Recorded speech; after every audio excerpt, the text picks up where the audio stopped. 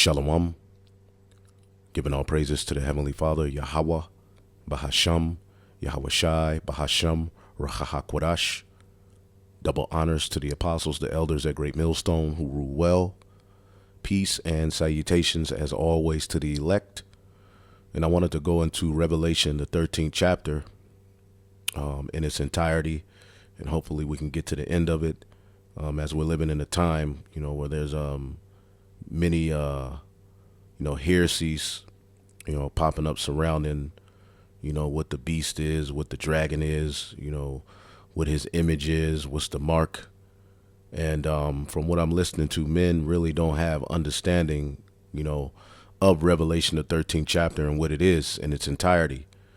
So we're going to go into Revelation, the 13th chapter, and give you brothers and sisters, hopefully through the Holy Spirit, understanding of this chapter as it is a vision, given to our forefather, all right, John the apostle, or John the revelator, which was the favorite disciple of Yahweh Shai, all right. And when you read his writings, the epistle of John, all right, in the beginning was the word. He presents Yahweh Shai from a very, very, high level. He presents him from his highest order, as the word of the Most High God. So at this time he received this vision. He was the final of the 12 disciples who were alive. All of them were put to death, for their testimony.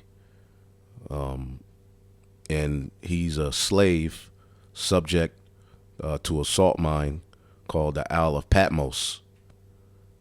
So he received this vision, all right, via an angel directly from Yahweh Shai, all right, to write these particular things down so that in the latter days, we can know and understand what's going on and be able to, through the Holy Spirit, unlock, all right, what these parables and these dark sayings and these prophecies are really saying. Now, John the Revelator received this vision, and what he's seeing, as you see the title here in the blue letter, is a beast from the sea, the beast from the sea. Now, you must understand the book of Daniel, the 7th chapter, to understand, all right, what John the Revelator is seeing here. Because when you go to Daniel, the 7th chapter, he prophesies of 4 great beasts coming up out of the sea, which is the people, as we'll show you,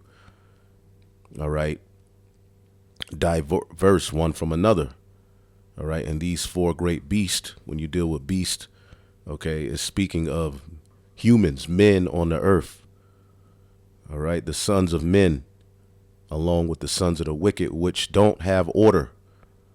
They're very beast-like. They don't rule with the knowledge, wisdom, and understanding that was given unto the sons of God. Therefore, their empires are temporal.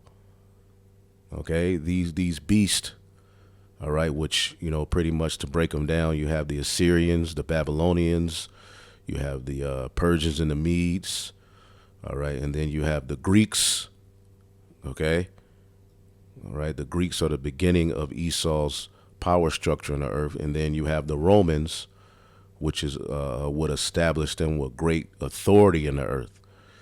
So what John the Revelator is seeing is, the 4th beast, which it was the Greco-Roman Empire. That's why you see here in America remnants of Greek and Roman culture. All right. But Rome is where they got their power seat, all right, that very system ruling in end time prophecy, as it will be rebirthed into the earth, is what John the Revelator is seeing here in this whole chapter, breaking down what they would do, all right, even leading up to now where they're getting ready to issue forth, all right, the charagma, all right, and we'll get to that. So we'll start here in Revelation, the 13th chapter. It says, "And I stood upon the sand of the sea, and saw a beast." Again, remember these beasts, which I just did a lesson, on the beast, showing you what it means. It's really speaking of men, but it's men without order. Okay, without they're ruling and establishing systems that are contrary, all right, to the system, all right, of righteousness that was blessed upon the sons of God, all right, the righteous way, the law, statutes, and commandments. So he saw a beast rise up out of the sea. Now, to understand what the sea is, when you go to Revelation 17 and 15, and he said unto me, the waters which thou sawest where the whore sitteth are peoples and multitudes and nations and tongues. Okay? So the waters, which human beings are made up of 75% plus, maybe even more of water. Okay, the waters represent people. Okay, and when you go into a precept, let's get Psalm 65 and 7, speaking of the Most High. Okay, which stilleth the noise of the seas, the noise of their waves, and the tumult of the people. This is what he's going to do when he shuts up, you heathen, when he puts down all of your authority and takes away your power. He's going to still the noise of the seas. All right, but when you go into prophecy, Daniel, all right, saw, all right, these four great beasts rise up out of the sea. All right, and then he saw a revival of that fourth beast, all right, rule and reign in the earth. So for a time, the Heavenly Father would allow, okay, let's get Daniel, a great example of that is Daniel, the fourth chapter and the 17th verse. We always go to this, okay, and I believe there's one in Wisdom of Solomon. Someone could post it on how the Heavenly Father sets up these kingdoms on earth. Daniel 4 and 17, this matter is by the decree of the watchers and the demand by the word of the holy ones, to the intent that the living may know that the Most High ruleth in the kingdom of men, okay, and giveth it to whomsoever he will, and setteth up over it the basis of men.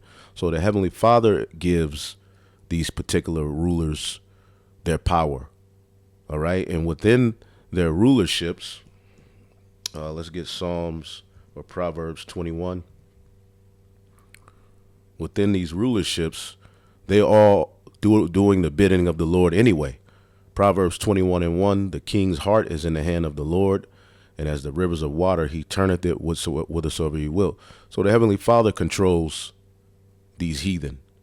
You see? He controls these heathen. All right?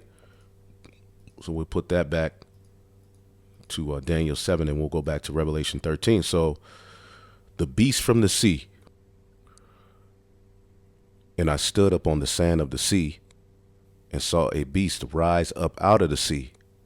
Okay, Esau, Edom is this particular beast. Now, to look up this word beast real quick in the Greek is good as well. It's therion. Okay, therion. An animal, wild beast. All right, now you remember in the garden, the serpent was subtile than any of the beasts of the field. These are nations of people. All right, these are men ruling, right? But they don't have the knowledge, wisdom, and understanding, all right, through the Comforter, the Hakwadash. They ain't dealing with them. All right, this particular beast and nation here, the Edomites, deals directly with Satan. It says metaphorically a brutal, and we know he's brutal. Bestial, we know he's bestial. Savage, all right, ferocious. So speaking of a man with these qualities, all right, and that's how Esau, Edom has ruled the earth. Now going back, give me 1 second here. Going back to Revelation 13, Salakia, all right, it says, and I stood up on the sand of the sea and saw a beast rise up out of the sea. And you got to understand the Edomites, when you look at all of those beasts in Daniel, starting with the Assyrian, Babylonian, the Persians, the Medes, the Edomites were always there helping the heathen. And they always had an eye, all right, on Jacob. All right, at the time of the Babylonians, they helped them to, destroy the temple. Okay. We know when the Persians were in power, you had Haman. Okay.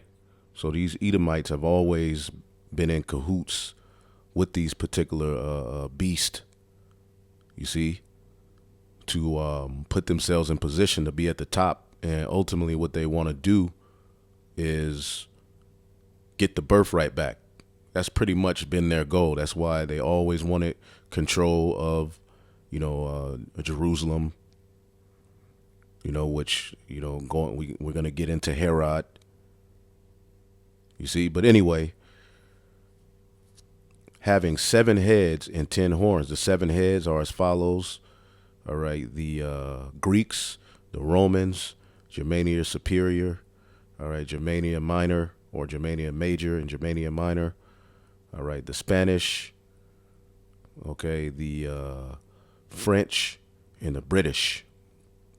All right, and out of British came America. That's why it says in Revelation 17, the 8th came of the 7, but it's of the 7th.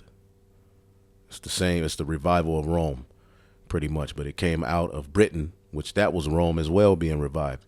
But we'll get into all of that. And it had 10 horns. All right. Now, back then in the ancient Roman Empire, you had what are known as vassal states. Okay. These vassal states pretty much gave their power to Rome. You see, they had their, governments and their things going on, but they gave their power to the Roman Empire. All right. Back then, it was the Vandals, the Ostrogoths, the Alemanni, the Franks, the Visigoths, the Burgundians, the Lombardies, Anglo-Saxons, Suevi, and the Hureli. Okay. Now today, all right, you have what is known as the European Union. Okay. Belgium, France, Germany, Greece, Italy, Luxembourg, Netherlands, Portugal, Spain, UK. Then you got like Australia, Denmark, Finland, Ireland, Swedes, basically these are the vassals, all right, of the Roman Empire that give their power to the beast to make it what? A beast system. All right. So politically, trade, militarily, they all come together. But we're living in a time where it's all being broken up. OK, so he's basically seeing this system as a whole here. All right. This beast has 7 heads and 10 horns. OK, which they were given power, as we'll show you, in, big time under ancient Rome, and it was reborn into the earth. All right.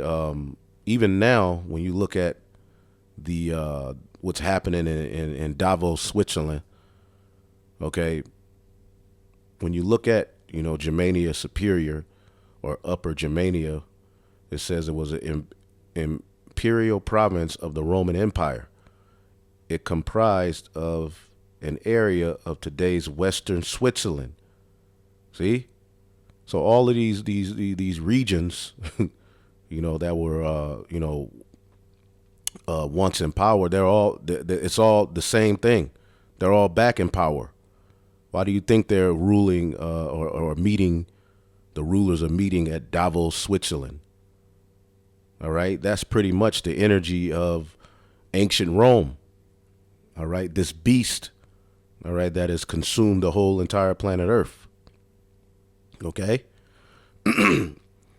So it says, having 7 heads and 10 horns, and upon his horns 10 crowns, and upon his heads the names of blasphemy. So when you look at this word blasphemy, when you look up this word blasphemy, okay, this is ultimately what Esau, Edom, was put on the earth to do. Okay, we know in the book of 2 Thessalonians, the 2nd chapter, it says he comes to what? Do the bidding of Satan with all power and signs and lying wonders. That word lying is pseudos. So his very coming, his energy is complete blasphemy against Yahweh Bashem Yahushai. All right, slander, detraction, speech injurious to another's good name. It tells you later when we read, he blasphemed the name, the tabernacle, them that dwell in heaven. Impious and reproachful speech injurious to divine majesty. And who's the divine majesty? Yahweh Bahashem Yahushai. All right. So in these systems, all right, within this beast system will be forwarded what? Blasphemies, hard speech against the Most High. okay, Xing out his son, boasting in their technology. We see it today, all right? But even going back to the Greeks, you know, through them came the Hellenization, all right, which was, you know, basically, you know, you can't worship Yahweh, all right, by Hashem Yahushua. You can't get into the scrolls. You can't keep the Sabbath. You can't circumcise your child, all right, blasphemies. All right, so this is saying basically when you go back to verse 13, okay, it says, and upon his horns 10 crowns, and upon his heads the name of blasphemy. So that's how he would rule. All right, they would gain power through what? Deception. As a matter of fact, Revelation, the 20th chapter, okay, as this beast ascends out of the bottomless pit, which is, you know, the history going into the Renaissance period, okay. Revelation 20:7, and when 1,000 years are expired, okay, the Byzantine Empire, okay, which, what was that? That was a result of the Western Roman Empire falling. All right, so when 1,000 years are expired, Satan shall be loosed out of his prison. He who comes to what? Do the bidding of Satan. Okay, Satan means adversary. The biblical Edomite is the adversary, all right, of Jacob, all right. Satan is the adversary of Yahweh Shai. The two are opposed to another. So Satan will be loosed out of his prison, all right, a Renaissance period. And what would he do? Go out and deceive the nations which are in the four quarters of the earth. That's what he's done. Okay? That's what he's done. He's went out to deceive the nations, and that's going to lead to World War III. He's deceived and lied about everything, and that's what's given him his power. Okay? Now, in verse 2, all right, so he gives you an overall aspect of this beast and how it will forward nothing but blasphemy against the Most High. Okay? They would commit sacrilege. They would destroy holy things. They would basically bring a culture of, all right, do as thou wilt, and Satanism in the earth. All right, which pretty much is predicated upon the fact that you don't have to be bound to order, all right, to what a God says, to standards. Okay? Verse 2, and the beast which I saw was like unto a leopard. All right, now when you go to Daniel, the 7th chapter, okay, the leopard is tied to who? Okay? The Greeks. Okay?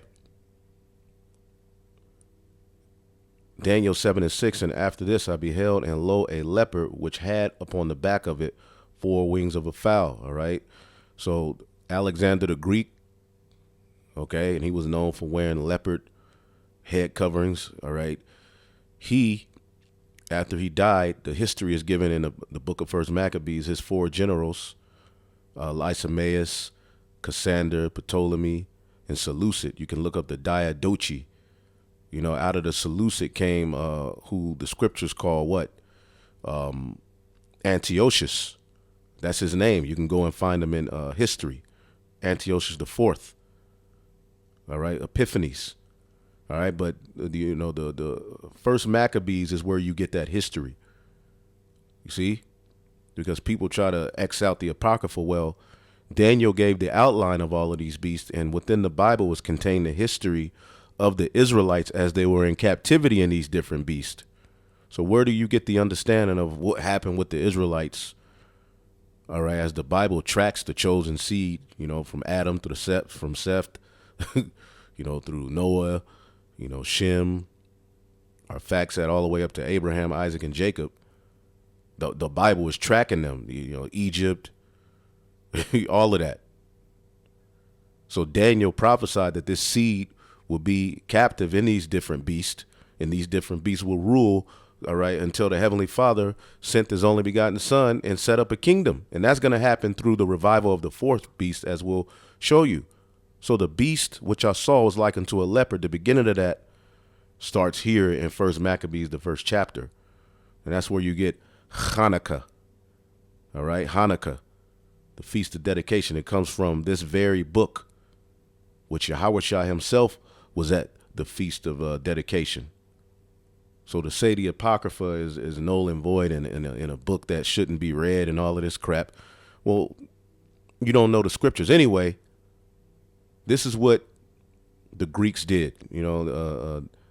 Alexander, all right, he made wars, won strongholds, all right, went through the ends of the earth and took spoils, all right. Now, remember, what was Esau blessed with? Okay, he was blessed with the sword.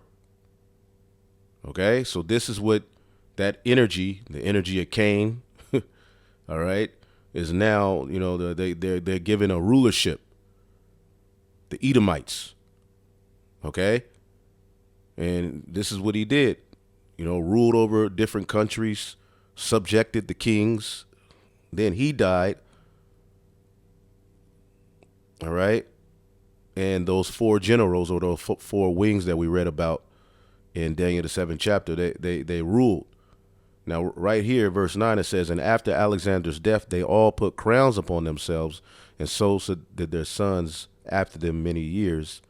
And evils were multiplied in the earth. And there came out of them a wicked root, Antiochus, and this what comes with the Hellenization period.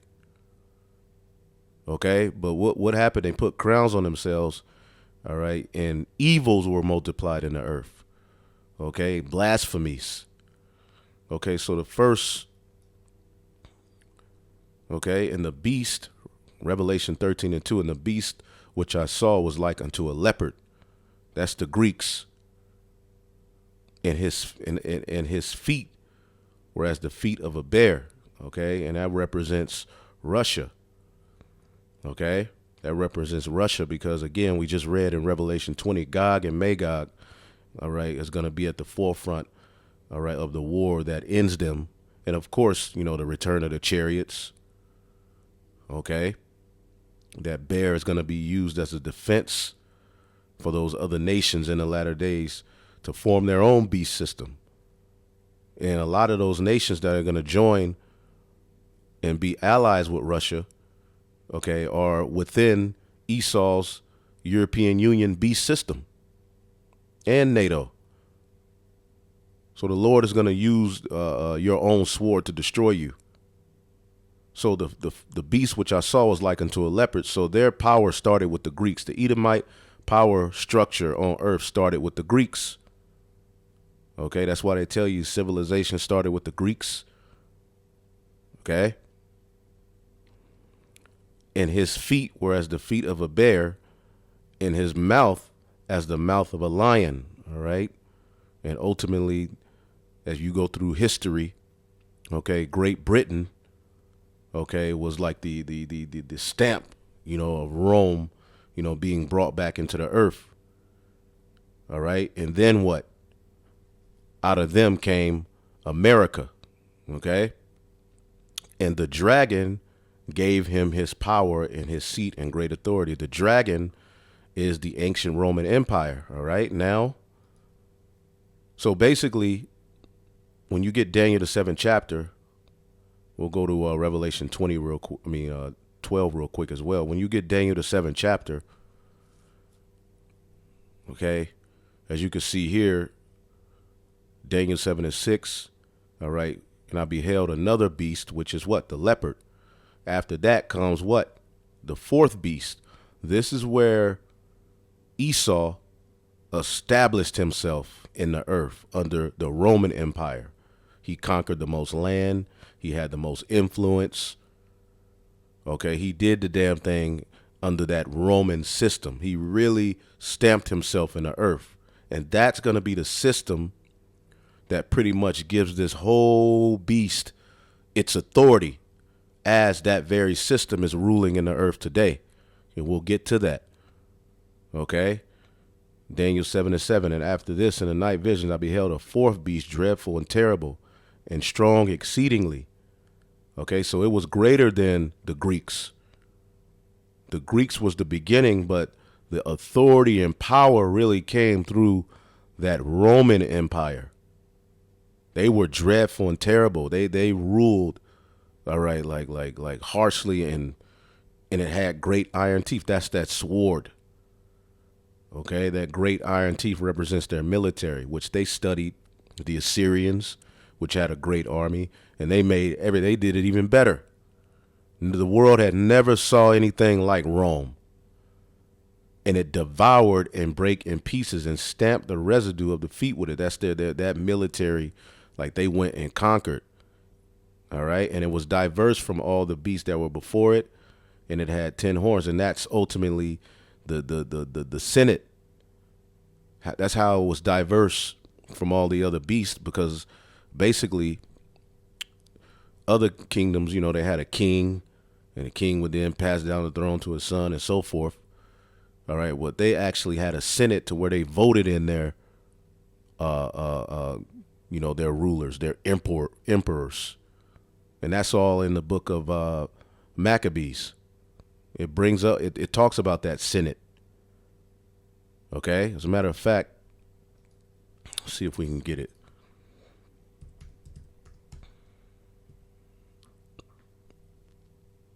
Real quick.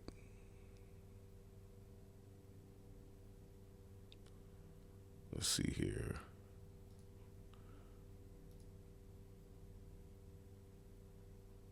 Yep. Second Maccabees 4:44. Now when the king of Tyrus came, the king of Tyrus, 3 men that were sent from the Senate. Yep, I believe. Yep, Senate. So and you can see, that Senate be mentioned in the book of Maccabees, as the Romans were around too. All right, it's the Greco-Roman Empire, but Rome just gave it its authority. Started with the Greeks. All right. What we're gonna do is let's just look up the term Senate real quick. Ain't gotta be too deep. All right, the smaller upper assembly in U.S. Congress, most U.S. states, France, and other countries. All right, France is a part of the beast system. The state council of the ancient Roman Republic and Empire. All right, which shared legislative power with popular assemblies, administration with the magistrates, judicial power of the knights. Okay, and these other, these other countries, these vassals, they gave their power to that system. All right, but as you can see, the United States brings that whole energy back into the earth, as we're going to get into the image speaking and living today. Now, when you go to Revelation, the 12th chapter, I'm going to just jump to the point. You see the red dragon, Satan. Okay, now this chapter starts out speaking of, a woman, which we know Israel is likened to a woman with, a crown, 12 stars. Okay, so that's the nation of Israel. All right, and crying and travailing in birth, crying to be delivered. Okay, Jake wanted, that kingdom back, that kingdom that Solomon, all right, forward in the throne of David. Jake wanted that because they knew in prophecy it was to come. All right, but at that time that Rome was ruling, okay, a lot of them thought that was it. So they were crying to be delivered. And then it goes into how this red dragon, okay, let's see here. I'll start at 3. And there appeared another wonder in heaven. Behold, a great red dragon having 7 heads and 10 horns and 10 crowns upon his head. All right, now who at the time of Yahweh Shai, who was ruling in the planet Earth? The Romans. It was the 4th beast. Okay, and the Bible is the history of what was happening with those Israelites, in particular Judah, Benjamin, and Levi. All right, within this 4th beast.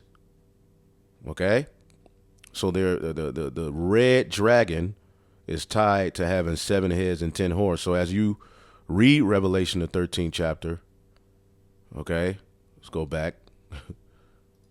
As you read Revelation, the 13th chapter, Okay, this beast, all right, and then it brings up this dragon. The dragon gave him his power, all right, and his seat and great authority. Okay, the dragon is tied to that red dragon, okay, that we're reading about here in Revelation, the 12th chapter, okay, because it itself is tied to the 7 heads and 10 horns and 7 crowns, okay, up on his heads, all right, because Rome, okay, was the beginning of what? That dominance. You see, it was through Rome that the Greco system was even to be forwarded. See, this is how these Edomites established themselves, and we're going to break it down.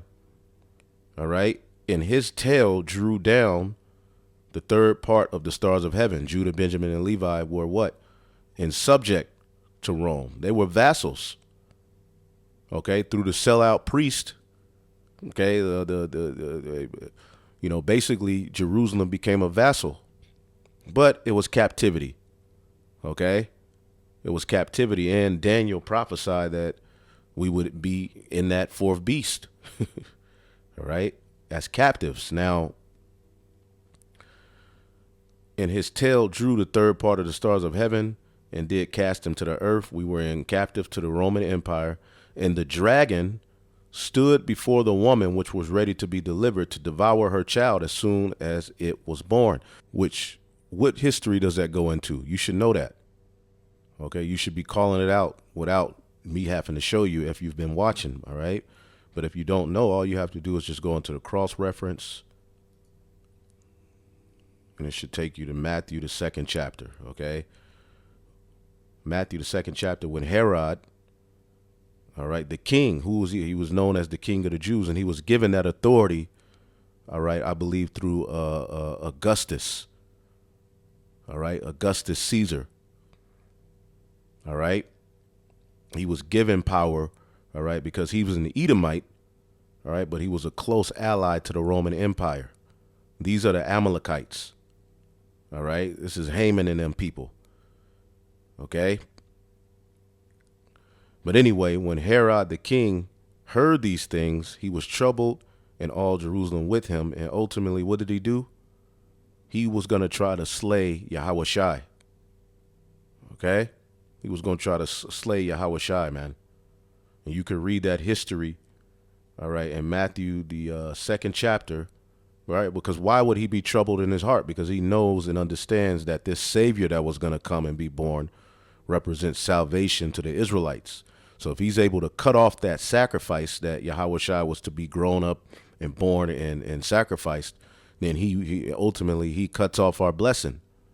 So the spirit of demon jumps on him because he's Satan. All right. When he heard that Yahushua would be born, he gathered them all and demanded them to take him to where Yahushua was. And they said unto him, he was going to be, the prophecy said he was going to be born in Bethlehem. For this was written by the prophet. Okay, and then they quote Micah, the 5th chapter, around the 2nd or 3rd verse. All right, and then Herod told particular men to go to Bethlehem and search diligently for Yahushua. All right. Now, all of this is happening under the authority of the Roman system. All right, because when you go to Herod, real quick, Herod or Herod the Great, which there's about 4 Herods. Okay. When you go into Paul, his account with Agrippa was a descendant of the Herodian dynasty. Okay, the time that, John the Baptist's head got cut off, that Herod wasn't this Herod the Great, but he was a son, okay, the son of this particular Herod that we're reading about. So you have Herod the Great, or Herod I, was the king of Judea, all right, who ruled as a client of Rome. He was a client of Rome. You see? Just like you got Babylon the Great, and then you got the so-called Jew, which they're linked, all right? But, and they're all Edomites, okay? All right, but here you go. They're operating. So it says, he has gained lasting infamy as the slaughter of the innocents recounted in the New Testament book of Matthew, yada, yada, yada. He had a 33-year. His accession to the throne. Herod was a client king or close ally of Rome, but his route to the throne was not a straightforward one. His father Antipater, the Idumean, the Edomite, okay, made him governor of Galilee in 47, okay. On the death of his father, there followed a turbulent period of infighting, yada, yada, yada. In Rome, Herod gained the favor of Octavian and Mark Antony, with whose support the Senate was persuaded to install Herod as king of Judea. There you go. All right, so who was Octavian or Augustus?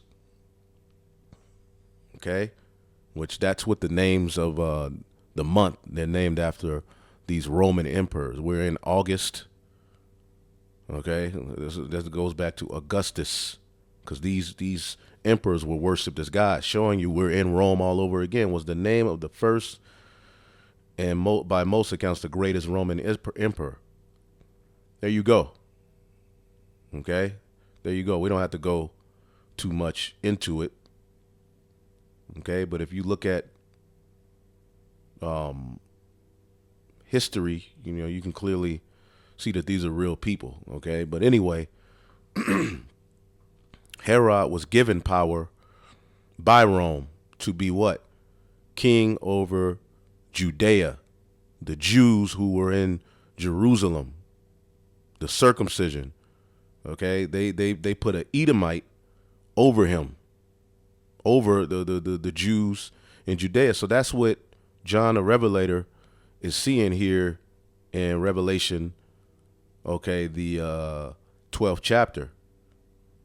Okay, this great red dragon, okay, the Roman Empire, having the third part of the stars, Judah, Benjamin, and Levi, because the other tribes at the time of the Assyrian captivity went to the other side of the world, the Americas. Okay, so he had us in captivity. So he stood before the woman, Israel, which was ready to be delivered, looking for a savior, all right, for to devour her child as soon as it was born. Boom. So this great red dragon is speaking of that Roman system, the Roman Empire, the fourth beast, which within that Herod, an Edomite, all right, was given jurisdiction over Jerusalem, over Judea. That's when it was called Judea. All right. And she brought forth the man child who was to rule all nations with the rod of iron. And that's what they want to do. They don't want Yahushua to reign. Okay, so Yahushua was eventually born. He fled the persecution. His parents, his father and his mother, all right, fled to Egypt. And from there, they went to Nazareth, all right, and where he was raised. Okay, but he was born in Bethlehem as the prophecy said. So going back here, okay, Revelation 3:2, and the beast which I saw was like unto a leopard, and his feet were as the feet of a bear, and his mouth as the mouth of a lion. Okay, and the dragon gave him his power and seat and authority. Let's look up this word seat. Okay, this is where the Roman Empire, okay, is the power structure, all right, that they're going to gain their authority through. And that is the power structure that rules unto this day. Thronos. You already know, a throne. Okay, and you have to understand it was promised to Esau.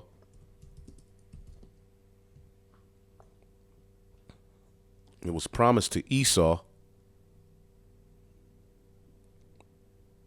Let's see here. Genesis 27 and 39. And Isaac, his father, Esau's father, all right, Jacob and Esau, Jacob got the blessing and the birthright, said unto him, behold, thy dwelling shall be the fatness of the earth and the dew of heaven from above.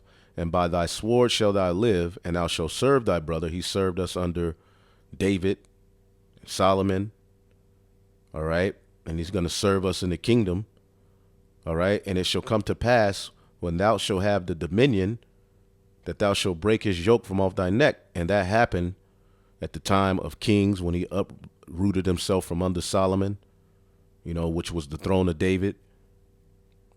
Okay. He pretty much at the time of the Renaissance. All right. Which Jake was ruling, but they weren't ruling in righteousness. But he eventually, all right, got the dominion. And his dominion is based upon going throughout the four corners of the earth. What? Lying. Okay. That's why this word dominion. Okay. This word dominion.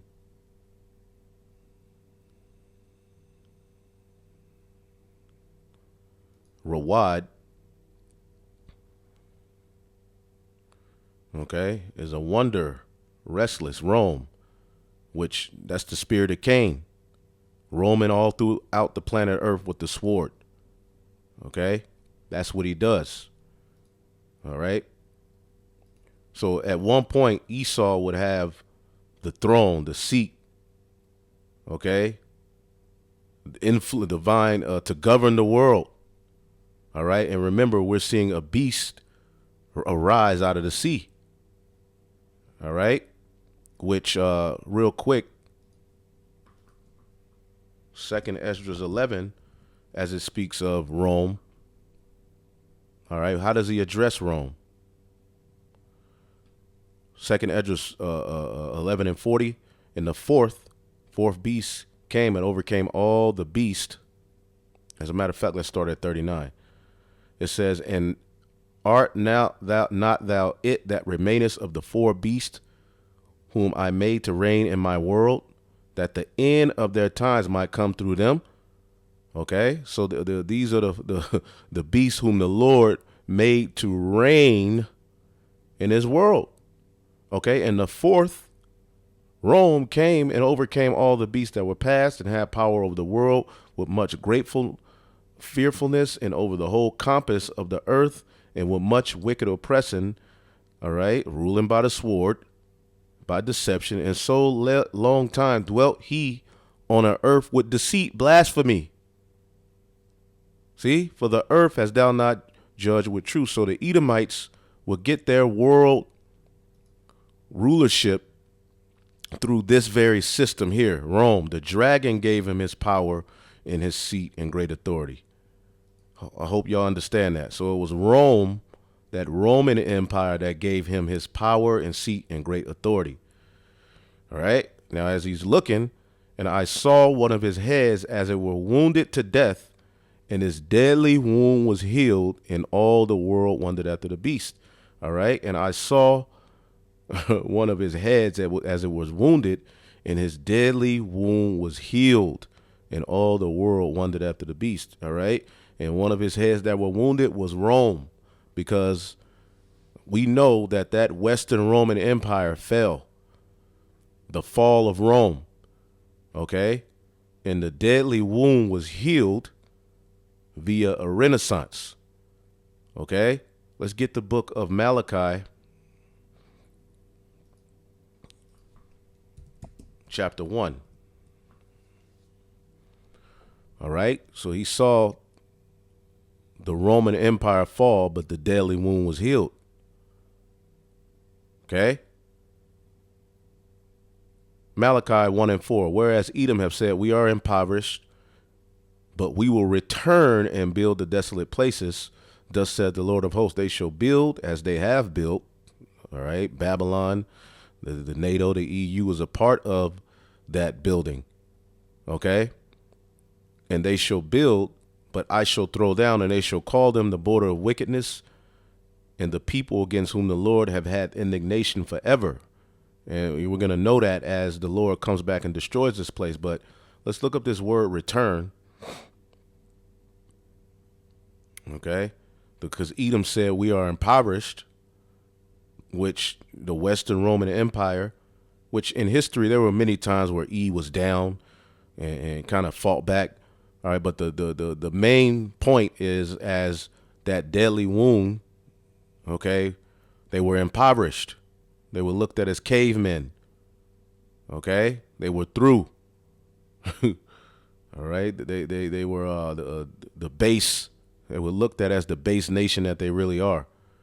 Okay? As a matter of fact, the word impoverished, rashash, or they were beat down, or they lost. Okay? But it says that what? We will return. And that word return is shawab. To return, to turn back, to return. Okay? And what will be returned? Rome. All right? To restore. See that? To restore, refresh, repair. Now, let's look up the word Renaissance.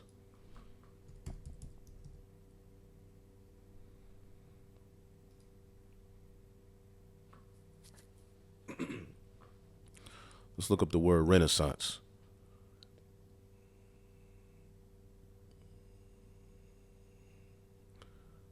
A rebirth or revival, okay? A rebirth or revival, okay? So when we go to the Renaissance, let's see here. Let's see. Let's go here.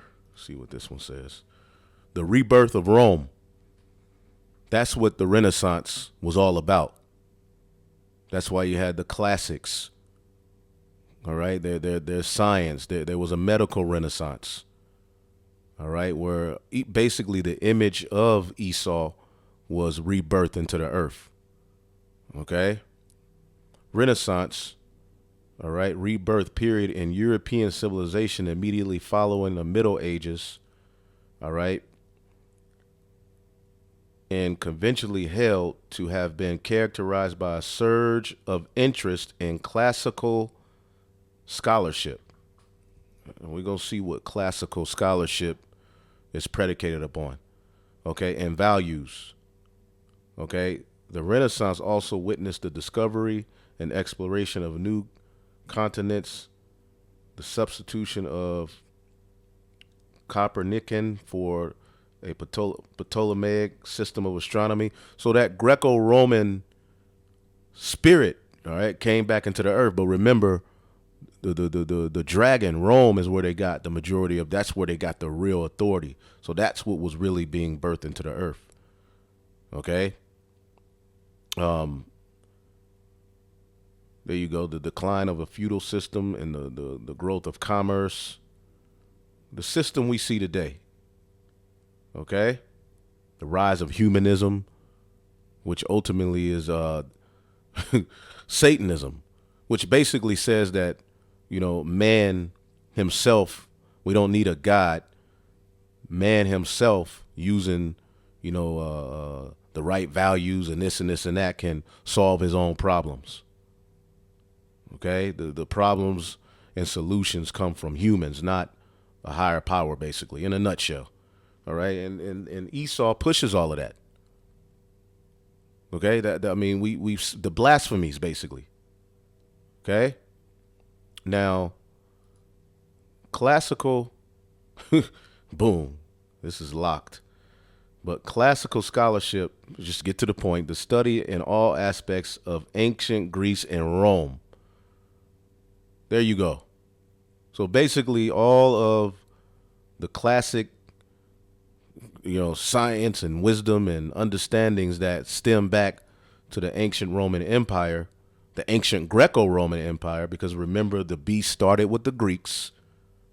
Okay, is basically the Renaissance rebirthed it back in, whether it be art, you know, whether it be philosophy, whether it be poetry, whether it be, you know, romance. Okay, they pretty much established their image in the earth.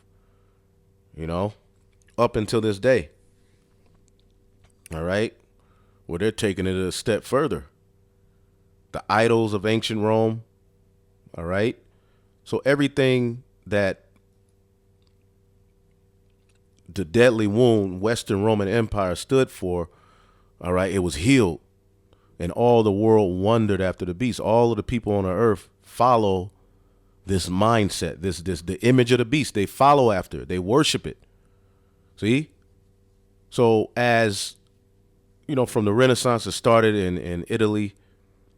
Okay, but then eventually, as Esau ruled and fought and did his wickedness and did his thing, you had the Spanish. You had the French, and you have the British. All right, pretty much they, all right, forwarded all of those mindsets as well and took it even further. It's Rome. So the world is wondering after the beast through this political system, through this way of life that's been set up, which it all stems back to the ancient Roman Empire. And of course, if you've watched my videos for years, I'm going to bring that video, that same video that I bring every year when we got to go through this. America is Rome all over again. How does the image in the beast speak? All right. How does the image of the beast speak and live today? Well, it's through the policies, the holidays, the way of life you see being put before you. Okay. So verse 4, and they worship. So all of the world is wondering after these philosophies, this way of life, romance, what a man is, what a woman is, just everybody, the religions, whatever, the wine, they're drunk. And they worship the dragon, which gave power to the beast. So people kind of get that messed up because, of course, it's a beast system. It's Esau, Edom's system. But remember, the dragon gave this beast its power. Okay? In the beast system, all right, at this time, all right, NATO and the EU, which America, the whore rides that beast. You see? But that all brought back the ancient Roman Empire. So they worship the dragon. You're worshiping ancient Rome. You're bound to that authority. Okay? That's what runs this current world. Okay? And they worship the dragon, which gave power unto the beast, and they worship the beast. All right? They worship Esau, Edom. All right? And what they've established in the earth. Who is like unto the beast? Who can make war with him? Who could fight this devil? Who could fight Esau? We've been seeing a rise in videos of Edomites boasting, and you don't want to go to war with America. You can't go to war with America. We have the most powerful this and that. That's the mindset. That was the mindset of ancient Rome. That was the mindset of the Greeks before them. That's the mindset of America in this system they have today. NATO. NATO was created to oppose the USSR, right?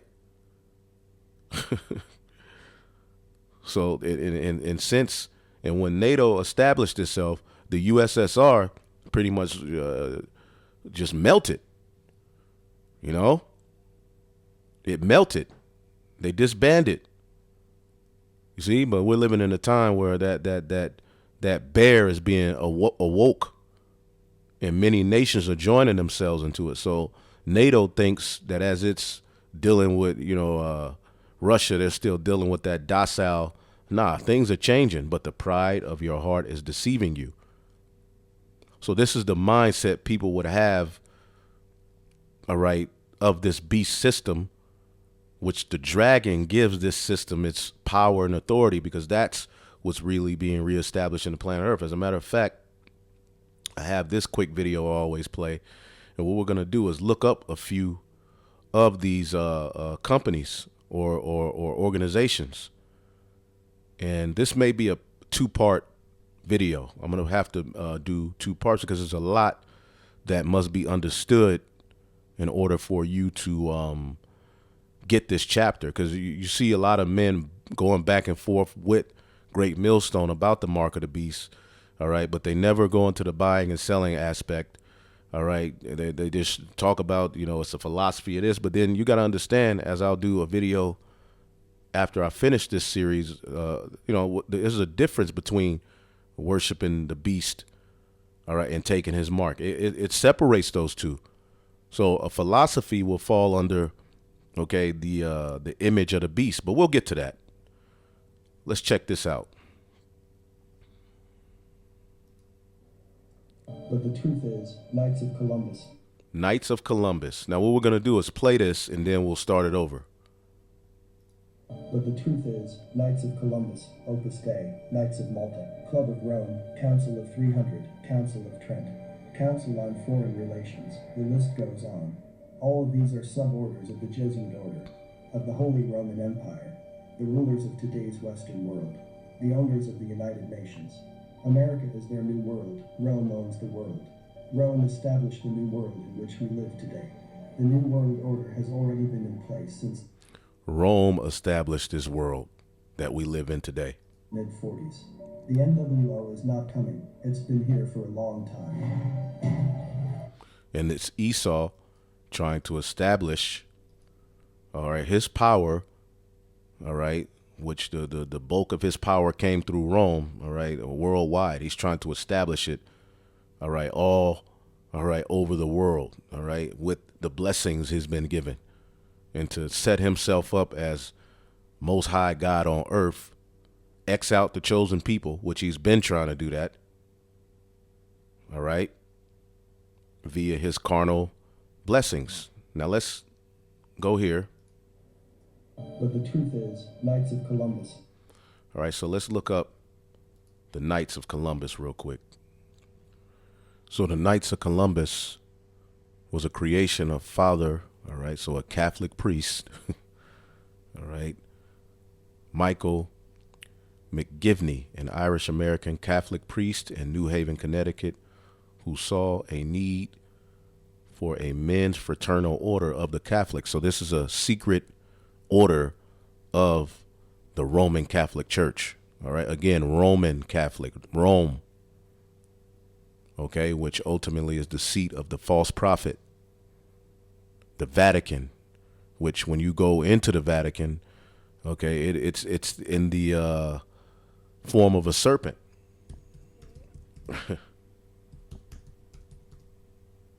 All right. You can't make this up. Check this out. It's all kind of Roman ideology. But when you go into the clearly, look at that. You mean to tell me that's not a serpent? All right. Which Vatican means the city of the divining serpent. Okay. So the serpent and the great red dragon, all of that is tied. Esau. Okay. But ultimately, when you look into this secret fraternal order of the Catholic Church, what do you think's going on there? Okay. And they was founded in 1888, early, America, as it was being, formed. Okay, putting themselves in positions. And what is this order known for when you look it up? To look after widows and orphans and, children. What do you think they're doing? Okay, and these are the people in positions of power. But again, it's the energy of Rome being brought back. Or you can look it up into more of it, but we're just going to move on to the next one, okay? Opus Dei, Knights of Malta. Knights of Malta. I didn't hear the other one he said. Okay, let's see if we can pick it up. Columbus, Opus Dei, Knights of Malta. Knights of Malta, a modern resurrection. See what that's all about.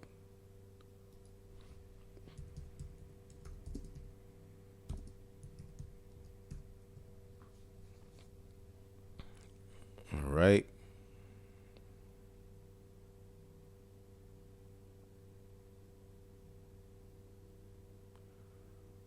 Let's see here. So it's dealing with wow, they established a hospital in let's see.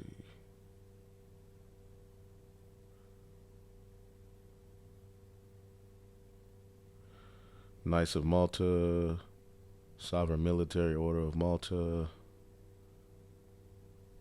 Yeah, let's see what we can get here. The Knights of Malta, they're a secretive religious order with a long and bloody history and unique status under international law. They're given power, all right, but that doesn't mean they run the world, but they're a part of what runs this world.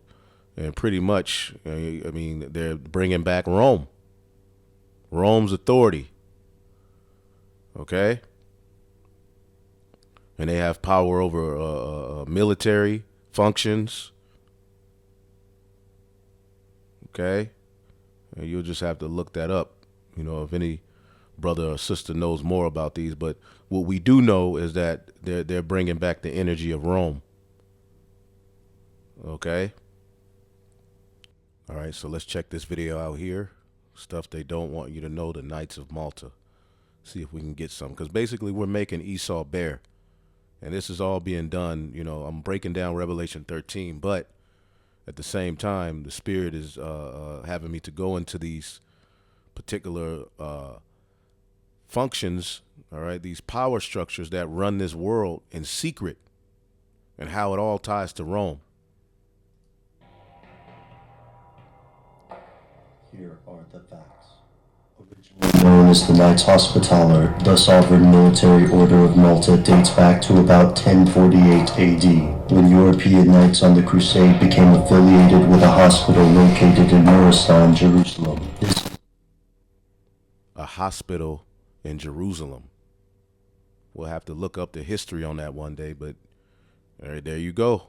It's Esau getting this power, all right, you know, and going into the Holy Land and that region and setting up a hub of what? Wicked, anti-Messiah, demonic, all right, behavior. That vibration of Satan will be pushed out on the earth, all right, and the Catholic Church is a big part of that.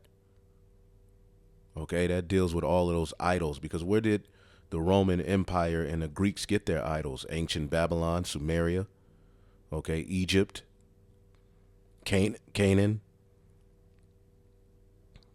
okay?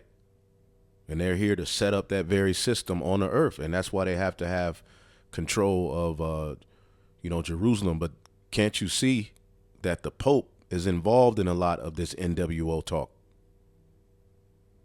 Okay?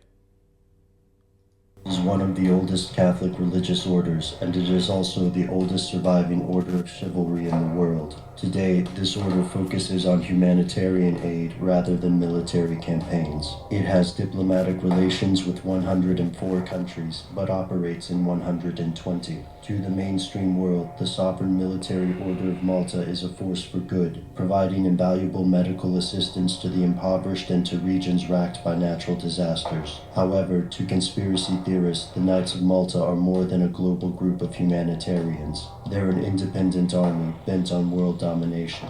Here's where it gets crazy. Part of that is true, to an extent. The order is considered an independent subject of international law, meaning it is a quasi-independent sovereign entity, with some of the international rights given to actual countries. Yet the order itself is not a state. It holds no territory, and its members are citizens of countries across the globe. Being a Catholic organization, the order still holds allegiance to the Vatican and the Pope, and their unusual legal status does not in itself indicate a conspiracy. However, this order has been the subject of numerous conspiracy theories over the course of its nearly 1,000-year-old history. Members of the order have been accused of everything from corporate misbehavior to enabling the rise of Hitler. Additionally, members of the order have been accused of helping Nazis and SS troops escape after the fall of Germany and the conclusion of World War II, through the use of networks similar to the famous Underground Railroad. These escape networks were conventionally called Vatican rat lines. The conspiracies have not stopped in the modern age, and concerns about the order are not relegated to people on the fringes of society. Consider Pulitzer Prize-winning journalist Seymour Hersh, who exposed the My Lai massacre and the White House's infamous assassination squad. On January 17, 2011, Hersh mentioned the Knights of Malta in a speech to the Georgetown University campus in Doha, Qatar. Hirsch alleged that a large percentage of the Special Operations Command and the Joint Special Operations Command in the United States are either members of or supporters of the Knights of Malta. Hirsch went on to state that order members and supporters saw their mission against Islamic fundamentalism as a crusade. Hirsch was roundly criticized for these statements. Yet Hirsch's claims have also garnered some support outside of the realm of conspiracies, based mainly on the fact that members of the order have also been influential members of government or intelligence agencies. So what is the Sovereign Military Order of Malta? Today it's somewhere between a state and a humanitarian NGO. But to conspiracy theorists, it's a powerful organization on a mission. What is that mission exactly? Humanitarian aid or something they don't want you to know? Well, we know the mission, all right, is to, set up their NWO. Let's keep going. Club of Rome. The Club of Rome, all right? And we always go into the Club of Rome, okay? Let's type it in here. What is the Club of Rome?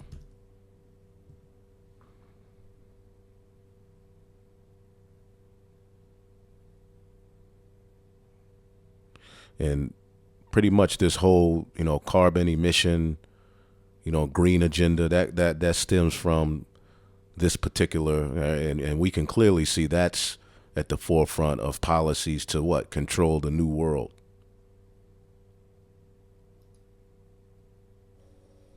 In today's video, I'm going to be talking about population theories. I'll be looking at Thomas Malthus, Esther Bostrup, and Club of Rome. This is for the IGCSE Geography spec, where you need to know the theories that talk about population and resources and the relationship between them for the economic activity specification. So I'm going to start with Thomas Malthus. He was writing his theory back in the 18th century, and he was essentially a pessimist.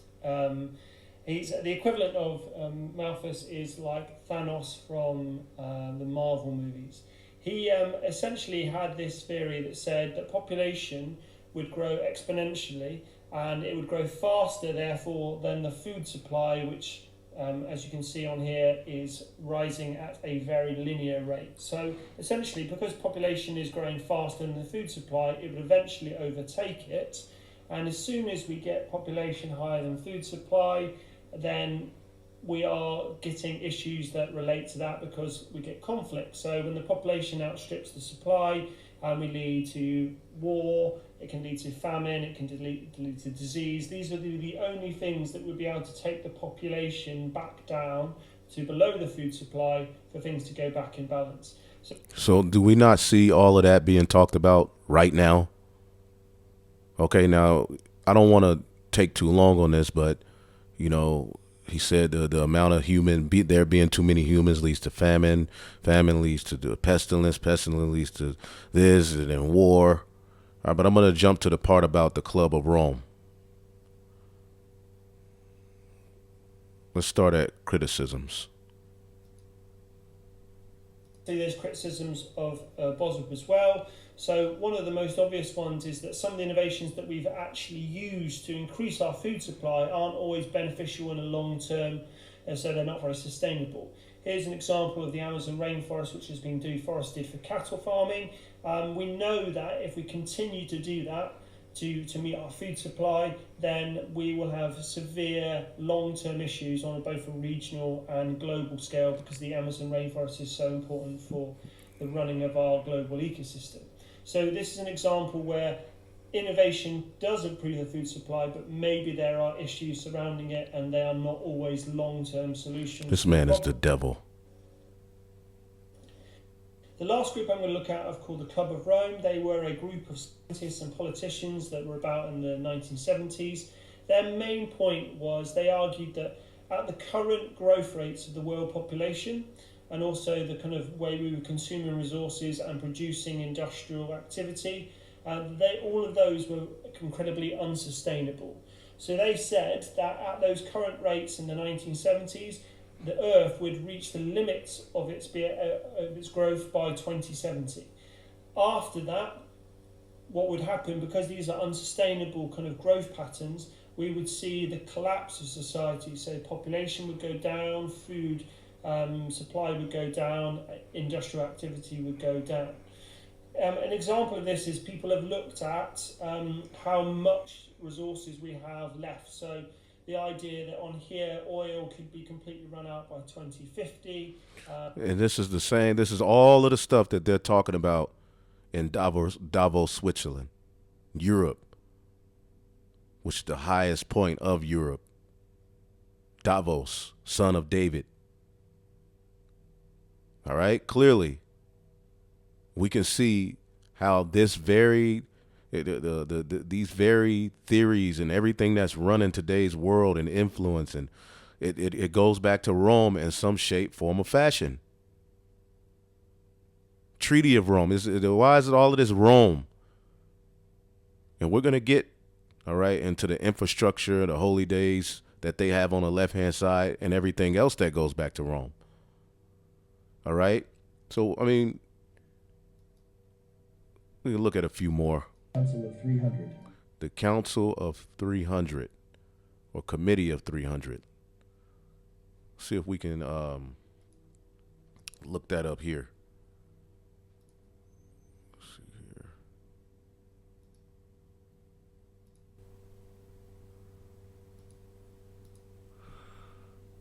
Committee of 300.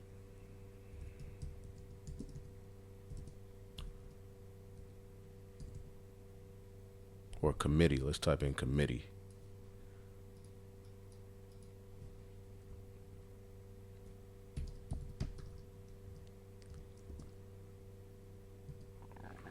What is that? And it's all dealing with NWO when you look it up. Secret families that rule the world. Let me just look it up here. Let's see here.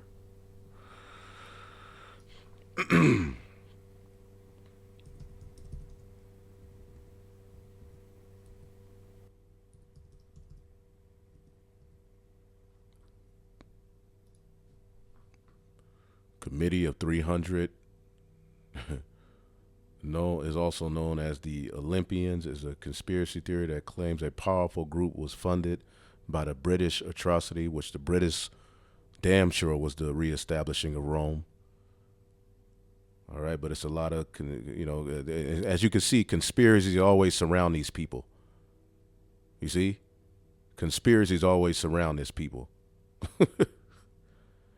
All right, but Esau is ultimately trying to reestablish Rome all the way.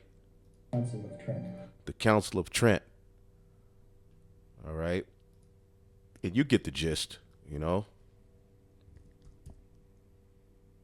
And you can look some of these up on your own, you know, and whatever you find, you add it to the conversation. All right, we can't do all of the research. Shit. All right, Council of Trent. The Catholic Church, tied to the Roman Catholic Church.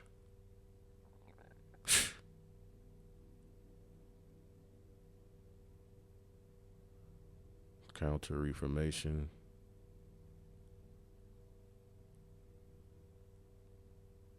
Yeah, I mean, you can look all of that stuff up. Council on Foreign Relations. Council on Foreign Relations. We always hear them.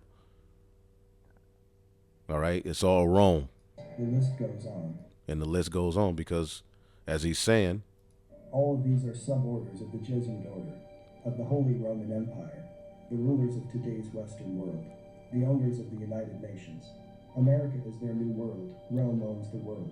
Rome established the new world in which we live today. Right, Rome established the new world in which we live today. All right, going back to Revelation, the 13th chapter. Okay. Let's go back.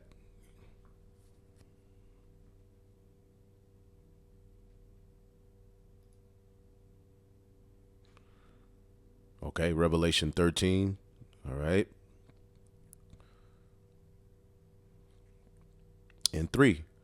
And I saw one of his heads as it were wounded to death, and the deadly wound was healed. Okay. And there you go. The daily wound being healed was Esau coming out of that, dark time. That time he was down, 1,000-year period, Renaissance, rebirth. We showed you how that was tied to Rome in just one way. We could have showed you way more. All right, but through that, all the world is now wondering after the beast, how to love, romance. That goes back to Rome. Fast food, Rome. A great military, Rome. Valentine's Day, Rome. Christmas, Rome. But it all was under different names. So, and they worshiped the dragon, which gave power unto the beast, and they worshiped the beast. They worshiped Esau, all right, through this Roman system he set up, saying, like, bro, there can never be a greater military. There can never be a greater burger. There can never be a greater society than this, set up by the white man, saying, who is like unto the beast, who is able to make war with him? And that's the mindset that follows them unto this day. And there was given unto him a mouth speaking great things and blasphemies. So as he's established this power, he now controls, how economies run. He controls education. He controls information. He controls the flow of wealth. He controls, all of these various, he controls everything. It's through his policy. And if his name is not outright on it, he secretly controls it. Okay? And he set up a hub of Babylon. Okay, Babylon, like, this is a big, satanic Babylonian church. Children are being offered up. All manner of evil is just taking place in the earth. All right. So there was given unto him a mouth speaking great things and blasphemies, and he will be able to just continue without no real true opposition to what he was saying.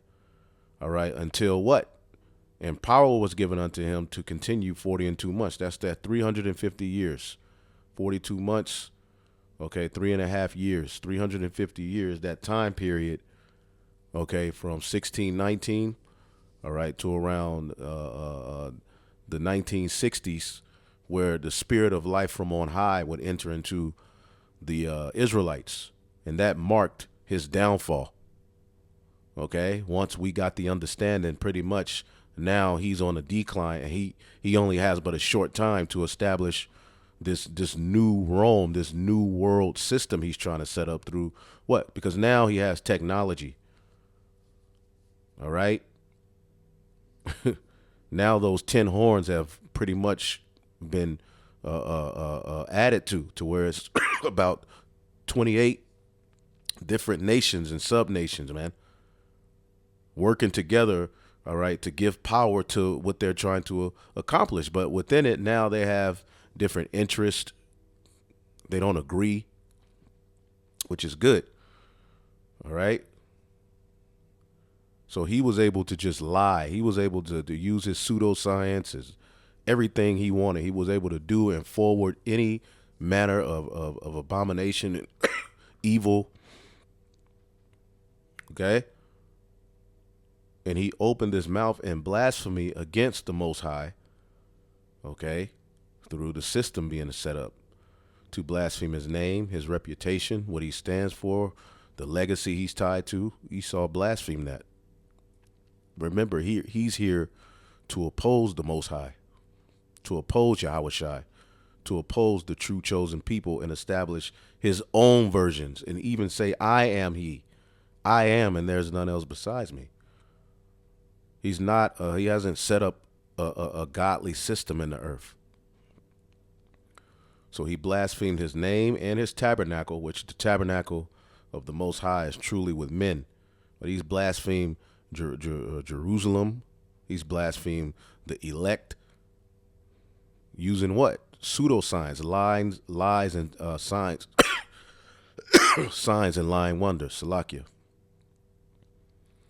So he blasphemed the Most High, his name, his reputation, his authority, his tabernacle, and them that dwell in heaven. He blasphemed the angels, man. He got people thinking that angels are tied to big green-eyed men just walking around with hands and feet. Grays is what they call them. But aliens or whatever. They got all too much going on. Okay? And it was given unto him, okay, this particular system, all right, after the deadly wound was healed, it was given unto him to make war with the saints and to overcome them.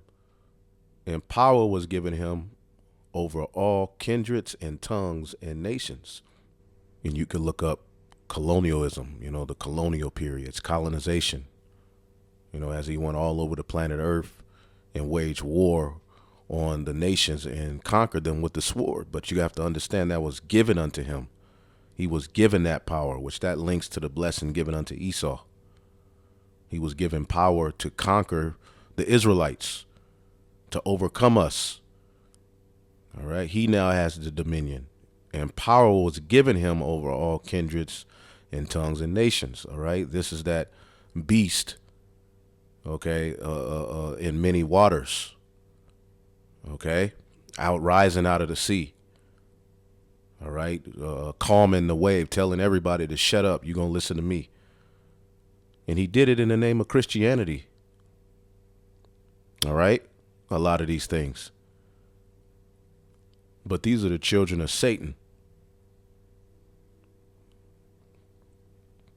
So with him doing this, he was able to forward his image in the earth, his philosophy, his tongue, as the scriptures say, his tongue walketh through the earth. Okay, his philosophy, that wine. And all that dwell upon the earth shall worship him, whose names are not written in the book of life, all right, of the Lamb slain from the foundation of the world. All right, and you're seeing that right now. Unto this day, you have those who, even of our people, worship, okay, the image of the beast. They worship Esau. They really believe that he is the man. They really have conformed, all right, to him as the creator and the end all be all of what is. But now he's starting to be questioned and called out. Okay, because those who are written in the book of life have a testimony against him and of life. So the people whose names are not written in the book of life are going to worship the beast in his image. Okay, and those who are written in the book of life, they're not going to bow to the image of Baal. Okay. If any man have an ear, let him hear. All right. Now, John, immediately after he describes all of this, he says this. Okay. And you have to understand why he's saying this. If any man have an ear, let him hear. He that leadeth into captivity shall go into captivity, and he that killeth with the sword must be killed with the sword. Here is the patience and the faith of the saints. Now, why did he say that? Okay, because ultimately this devil was going to pay. Don't get it twisted. All right. But how he's going to pay is through, okay, there's the next verse, through the revival of Rome. All right. Which is Babylon the Great. That's how he's going to pay. And eventually they go into the captivity that they deserve through that fall, which we're going to tie that to Daniel, the 7th chapter. So, John just ironically lets us know, look, this nigga is going into captivity. Out of nowhere, he just puts that in the middle of all of what was written. The Lord had us to remember, look, the prophecies are going to be fulfilled still, but this is just his time to rule. And he's going to be ended, as we know Esau is the end of the world.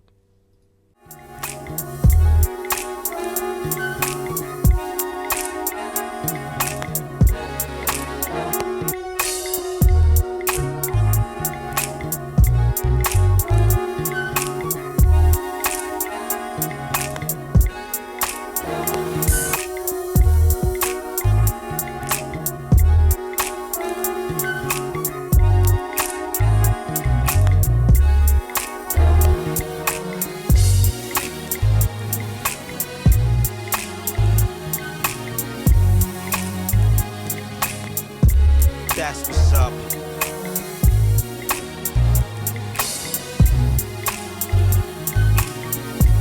That's what's up.